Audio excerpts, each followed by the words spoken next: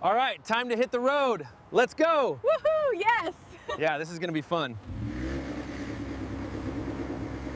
Hi all, Mike the Beamer Nut here. Imagine this, you're driving down the road, not a care in the world, on your way to a nice long weekend getaway, off work and away from emails, and then you see this pop. What does that mean? Obviously that's the check engine light. However, I'm not seeing any issues with the car. It's running fine. No particular problems that I can tell. So I go into the vehicle info and I check the vehicle status and I say, you know, look at the control statuses and see what's going on. All systems seem okay. Go back, see if I can do a little bit deeper diagnostic into that. See if the service is required. Everything checks out. It's all green. So what is throwing a code that would cause my to come on? So that's what I'm going to try and uncover, because I need to know if I'm safe to drive back home before going to work Monday. So let's see what we can find out. Fortunately, after owning several older BMWs, I've learned to purchase an ODB2 reader. There are several on the market. This one is made by Foxwell. I actually had a more basic Foxwell model early on, and it will read codes from most vehicles. I found that, however, BMW, being unique, has specific codes that you need a more specific or specialized reader for. So I bought this one. This is the let me see, it's the model NT 510 Elite. And so what we're gonna do is plug this in to the ODB2 reader, which is where you, if you're in a state that requires emissions testing, is where they plug in there. You have to plug this guy into that. So let me do that, I'll be right back. So once you plug in your ODB2 reader, you know you have a successful connection whenever it lights up. It's actually powered by your car's battery. So I want to go and read the codes. And I don't do this very often, so bear with me while I look through it. Loading data. These things tend to be a little slow for all readers. I don't know why that is. So I'm going to select BMW, Smart Van,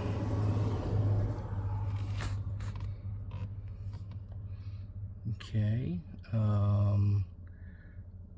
completed 3. All right, so there's a way to see all the information about my car.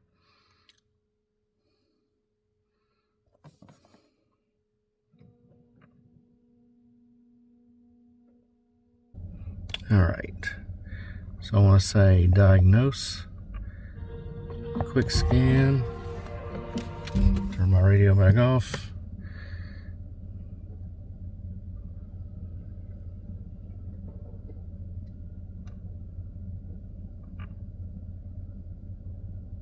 It's a very long process for the reader to do this. It's doing it through basically a serial port. So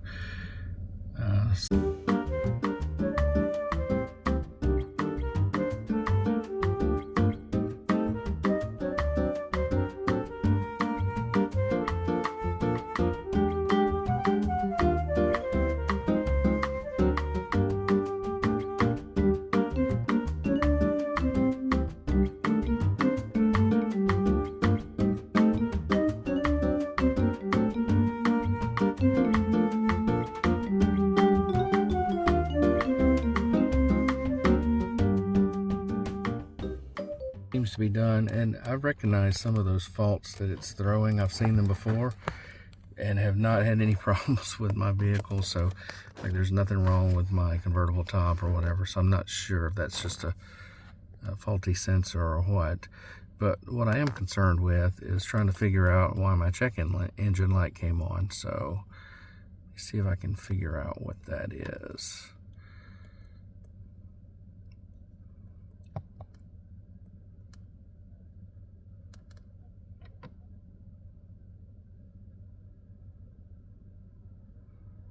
Okay, did not mean to do that. So I want to go down and I want to read the code.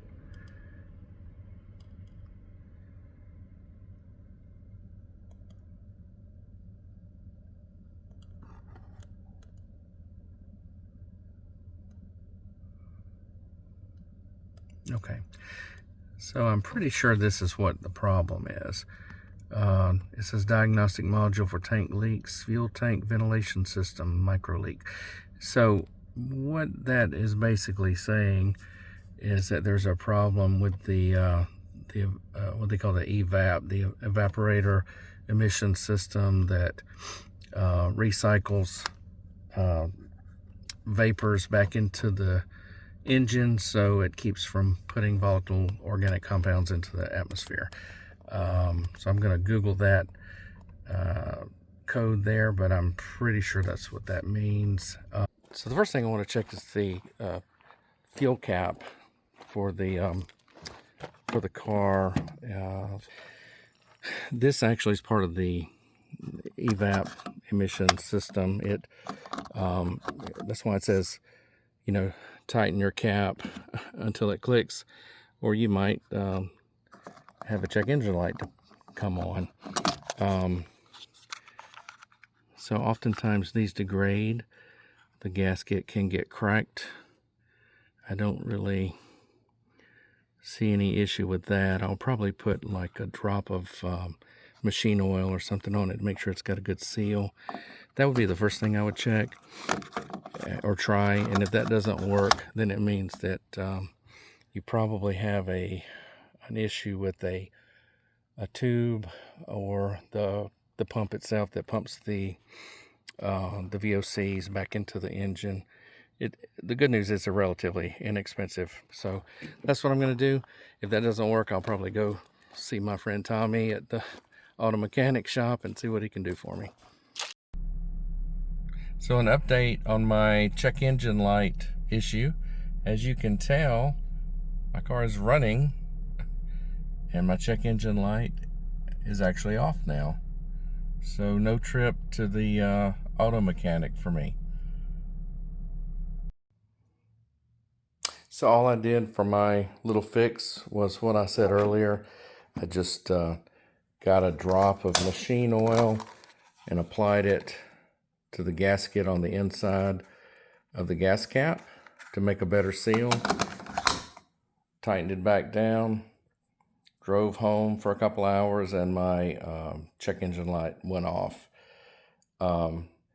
What that tells me is that the gasket has a very fine fissure in it or a crack of some sort that I can't see, but that is definitely what's causing the check engine light to come on. So went online, bought a decent replacement gas cap for $10.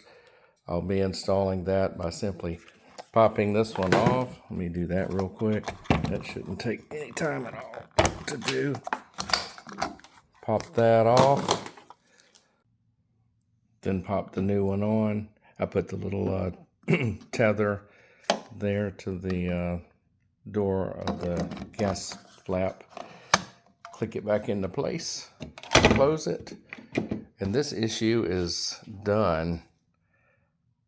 No more check engine light, at least not because of the gas cap.